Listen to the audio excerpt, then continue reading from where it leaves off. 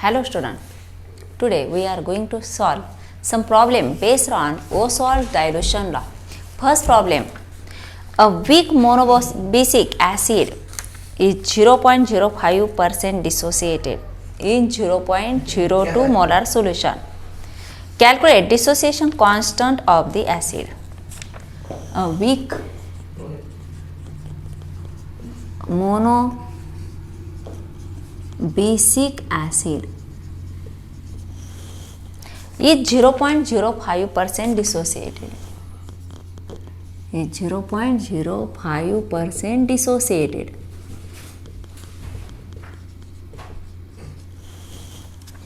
In 0.02 molar solution.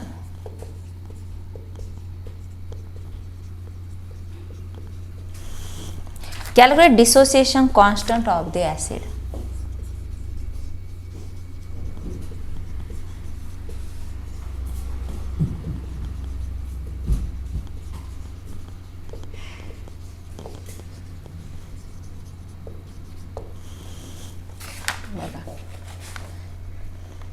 Ostwald dilution law काय सांगतो? The relationship between dissociation constant and degree of dissociation.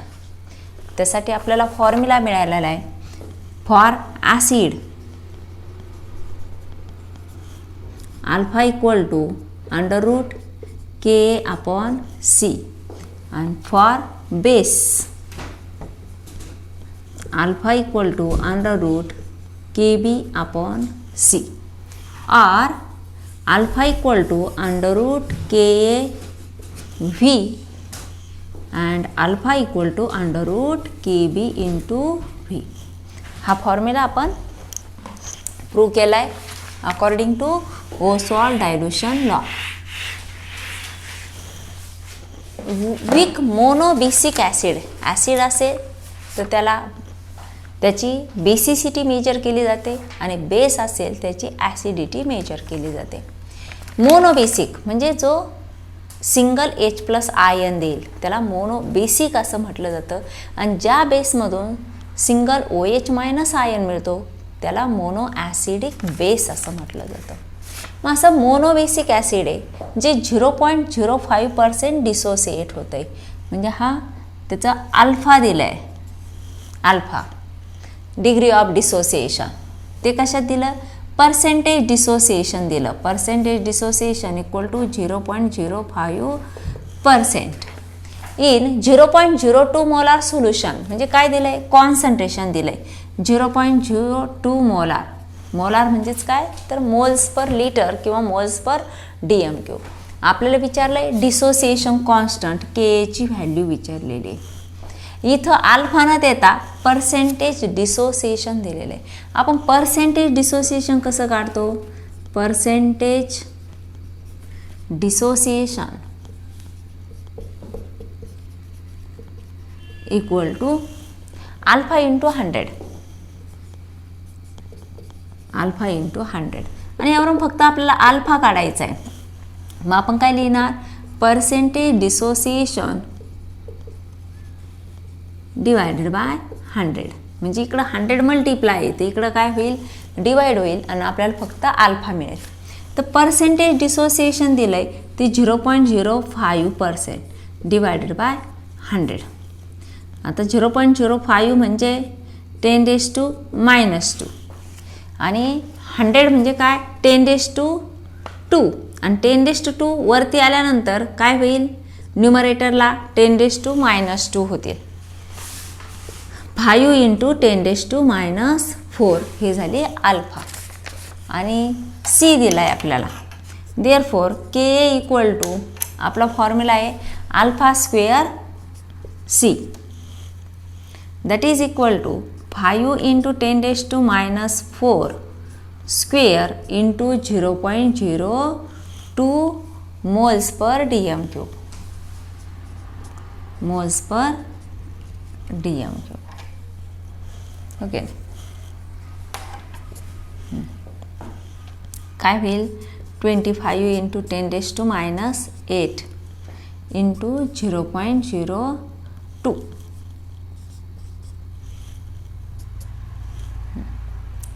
That is equal to इथं 0.02 आपण त्याला multiply करू, म्हणजेच 25 इंटू 10⁻⁻8 इंटू 2 इंटू 10⁻⁻2. आता 25 इंटू 2 दॅट इज 50 इंटू 10 काय होईल -10. आणि हा इथं डेसिमल पॉईंट आपण लेफ्ट साईडला घेतला तर काय होईल 5.0 इंटू 10⁻⁹. ही झाली आपली के ची व्हॅल्यू, डिसोसिएशन कॉन्स्टंट. आता second problem.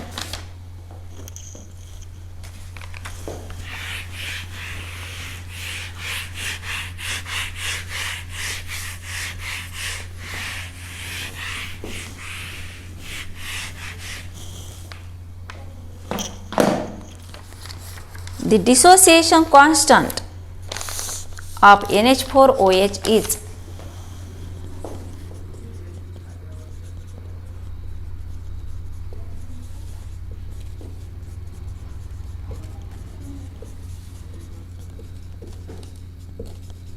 1.8 into 10⁻⁵. Calculate its degree of dissociation.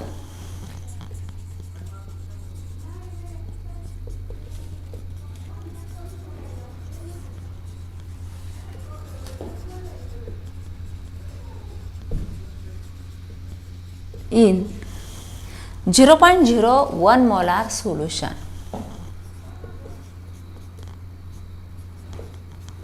Molar solution.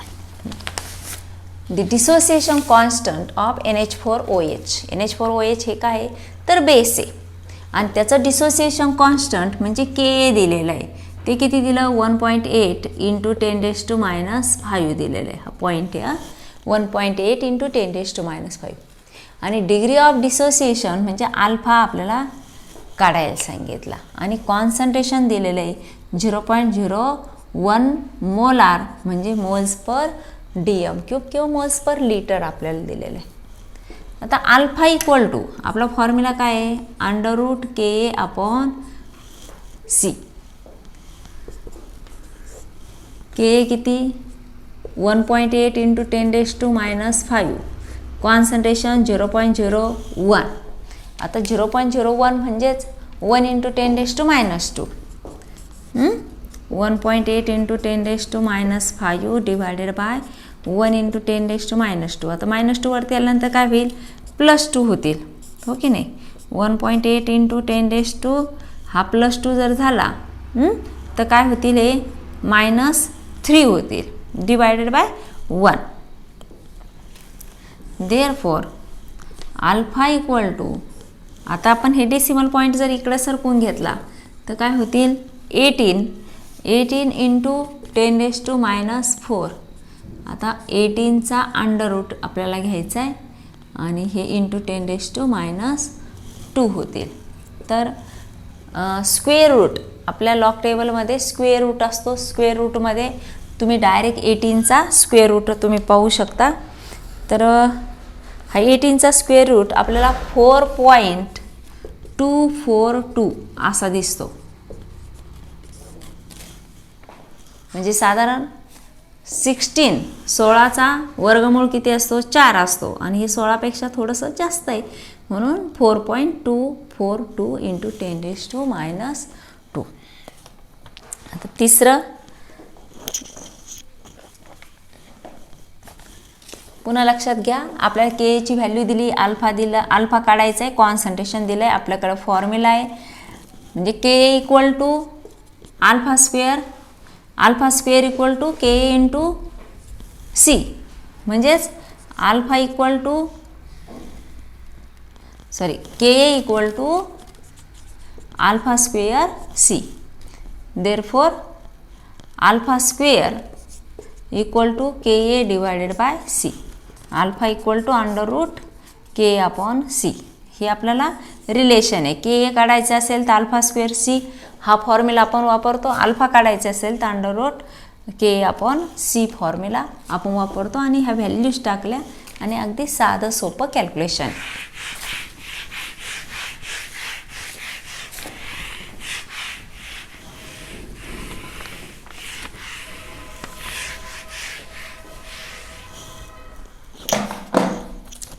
A weak monobasic acid is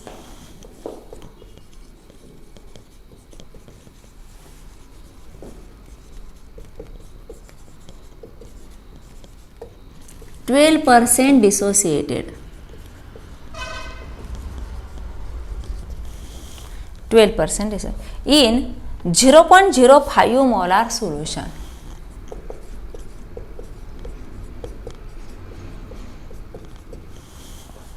What is percentage dissociation in?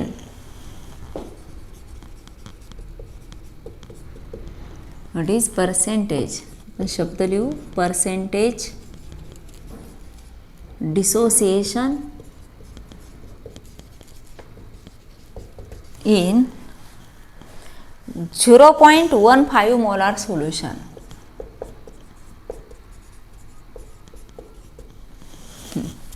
A weak monobasic acid is 12% dissociated. काय दिलं गिवन डाटामध्ये? पर्सेंटेज डिसोसिएशन म्हणजे percentage alpha दिलाय, तो किती दिला? 12% दिला. आणि एक कॉन्सन्ट्रेशन दिलं आपल्याला. हे 12% डिसोसिएटेड असताना कॉन्सन्ट्रेशन 0.05 मोलार सोल्युशन असताना 12% डिसोसिएशन होतं. मग त्यांनी काय सांगितलं तर 0. याला अल्फा 1 असं म्हणू. हे कॉन्सन्ट्रेशन C1.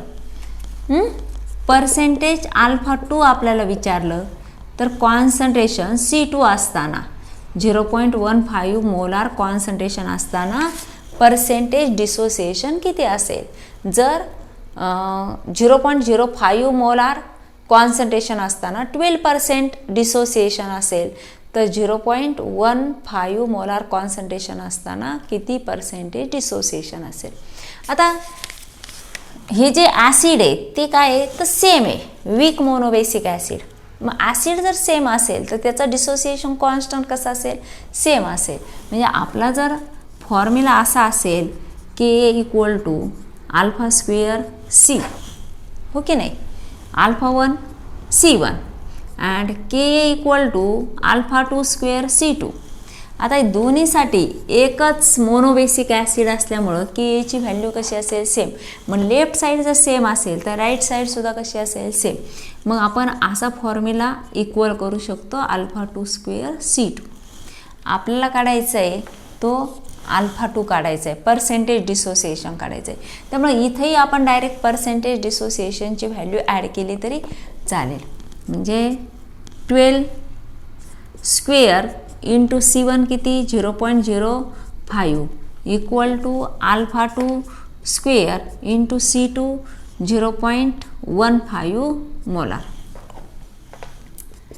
इक्वल टू, आता 12चा स्क्वेअर किती? 144 into 5 into 10⁻² divided by 15 into 10⁻². आता आपण डेसिमल पॉईंटसुद्धा साईड बाय साईड काय केलं? सरकून घेतलं 2 डिजिट नंतर. इथेही 1 आणि 2 डिजिट नंतर डेसिमल पॉईंट केला आहे तर निगेटिव्ह एक्सपोनेन्शियल आपलं इन्क्रीज झालं इक्वल टू अल्फा 2 स्क्वेअर. आता हे काय होईल? 5 × 5 5 × 15 आणि 3चा भाग इथं दिला तर 3 × 4 12 आणि 3 × 8 24. हे 10⁻² कॅन्सल होईल equal to alpha 2 square. Therefore alpha equal to, आता हे काय पर्सेंटेज अल्फाच आहे कारण इथे यूज केलं आपण ते पर्सेंटेज अल्फाच यूज केलं, पर्सेंटेज अल्फा यूज केलं. त्यामुळे आन्सरमध्ये सुद्धा आपल्याला डायरेक्ट पर्सेंटेजच येईल. आपण त्याचं अल्फाचं म्हणजे पर्सेंटेज अल्फाचं अल्फामध्ये सुद्धा कन्व्हर्जन करू शकतो, परंतु विचारलेला डायरेक्ट पर्सेंटेज डिसोसिएशन आहे त्यामुळे आधी अल्फामध्ये रूपांतर करायचं पुन्हा पर्सेंटेज करायचं. त्यापेक्षा आपण डायरेक्ट पर्सेंटेज डिसोसिएशन घेतलं आहे √48. आता आपल्याला साधारण माहिती आहे 49चा स्क्वेअर रूट किती असतो? 7 असतो आणि 48चा कसा असणार? थोडासा 7पेक्षा कमी असेल.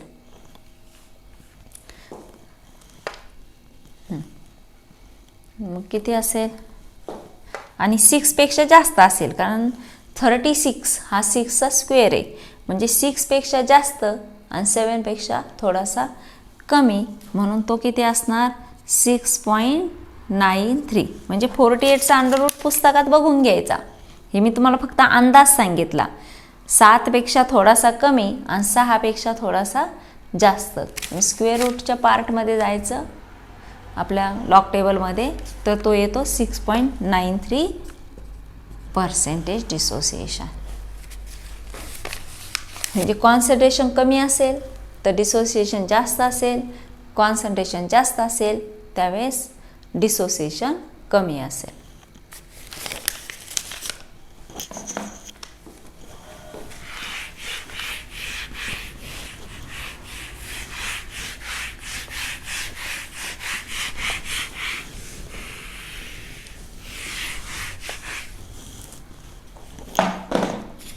Then last, that is fourth problem. Calculate concentration H3O plus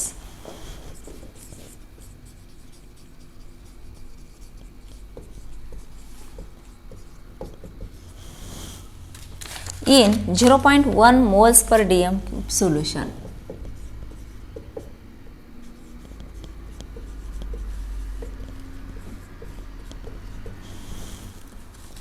Of acetic acid, solution of acetic acid, and Ka for acetic acid, concentration of acetic acid equal to 1.8 into 10⁻⁵. आपल्याला Ka ची व्हॅल्यू दिलेली आहे आणि विचारलं काय, तर H3O प्लसचं concentration विचारलेलं आहे. तर याचं डिसोसिएशन होतं, म्हणजे वॉटरमध्ये जर डिझॉल्व केलं CH3COOH प्लस H2O तर काय होईल, याचं डिसोसिएशन होईल CH3COO minus plus H plus, आणि तो H प्लस हा H2O सोबत रिॲक्ट होईल आणि COO minus plus H3O plus असं आपल्याला आयन मिळेल. म्हणजे प्रोटोनियम आयन जो H प्लस आहे तो सेपरेट कधीही राहत नाही, तर तो H2O बरोबर रिॲक्ट होतो आणि त्याचं प्रोटोनियम आयन मिळतो H3O प्लस. मग आपल्याला ह्याचं कॉन्सन्ट्रेशन काढायचं, कॉन्सन्ट्रेशन ऑफ H3O प्लस हे आपल्याला कॅल्क्युलेट करायचं आहे. आता यातून म्हणजे इक्विलिब्रियम कॉन्सन्ट्रेशन आपण कसं काढतो, alpha depends upon degree of dissociation. मग अल्फा इंटू सी म्हणजे कॉन्सन्ट्रेशन ऑफ CH3COOH, आणि त्याचप्रमाणे हे काय होईल alpha C for H3O plus, आणि 1 minus alpha into C concentration. म्हणजे 1 मोल सुरुवातीला असेल तर त्यातून alpha particles according to its degree of dissociation dissociate झाले, तर alpha number of into concentration आणि डिग्री ऑफ डिसोसिएशननुसार ॲनियन तयार होतील. त्याचं कॉन्सन्ट्रेशन आणि डिग्री ऑफ डिसोसिएशनचा प्रोडक्ट घेतला तर कॅटायन तयार होतील. ओके, तर आपला फॉर्म्युला काय आहे, इथं डिग्री ऑफ डिसोसिएशन आपल्याला दिलेलं आहे. मग आपल्याला काय काढावं लागेल, कॉन्सन्ट्रेशन तर आपल्याला माहिती आहे, इथं C दिलेला आहे 0.1 मोल्स पर dm क्यूब. त्यानंतर Ka ची व्हॅल्यू दिलेली 1.8 इंटू 10⁻⁵, आणि आणखी काय हवं आपल्याला, अल्फा पाहिजे, तरच मग आपल्याला अल्फा आणि सीचा प्रोडक्ट घेता येईल. मग आपला फॉर्म्युला काय आहे, अल्फा इक्वल टू √Ka/C. मग अल्फा किती दिला 1.8 इंटू 10⁻⁵. ओके नाही, हे अंडररूट करून घेऊ, डिवायडेड बाय 0.1 म्हणजे काय येईल 1.8 इंटू 10⁻⁵, आणि हे म्हणजेच काय 1 इंटू 10⁻⁻1 वर आल्यानंतर काय होईल +1 होईल. मग +1 मायनस 5 म्हणजे -4. मग अंडररूट 1.8 इंटू 10⁻⁴ चा अंडर रूट जर घेतला तर काय होईल, अंडर रूट 1.8 इंटू 10⁻² असं होईल. आणि याचं जर अंडर रूट तुम्ही बघितला तर तो किती येतो, 1.34 इंटू 10⁻². हे काय झालं आपलं, फक्त अल्फा झाला. Therefore concentration of H3O plus equal to alpha into C concentration, that is equal to 1.34 into 10⁻² into concentration 0.1 म्हणजेच काय 10⁻⁻1, म्हणजेच उत्तर काय झालं आपलं 1.34 इंटू 10⁻³ मोल्स पर DM³. कॉन्सन्ट्रेशनचं जे युनिट आहे मोल्स पर DM³, तेच युनिट आपलं कशाचं राहील, कॉन्सन्ट्रेशन ऑफ H3O प्लस.